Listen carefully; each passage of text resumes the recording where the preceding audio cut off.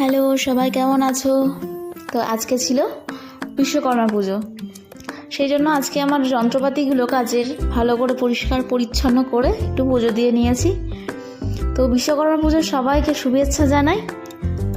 তো দেখো, আমি আবার সেজেগুজেও নিয়েছি। তো এক জায়গায় যাওয়ার ছিল, আজকে জিমে বিশ্বকর্মা পুজোর জন্য দুপুরে খাওয়া দাওয়ার জন্য বলেছিল, তো সেখানেই গেছিলাম। তো এই দেখো আমাদের জিমের ঠাকুর।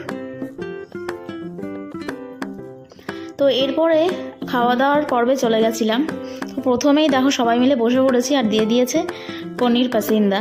তো ভীষণই ভালো ছিল। দেখো আমাদের সামনে একটা পুচকু বসেছিল, ও এত কিউটভাবে ফু দিয়ে খাচ্ছিল। তো এরপরেই চলে এসছে পোলাও আর আলুর দম, তার সঙ্গে স্যালাডও দিয়েছিল। তো আমি পনির পাসিন্দাটাই আস্তে আস্তে খাচ্ছিলাম, কারণ ভীষণ ভালো লাগছিল বলে।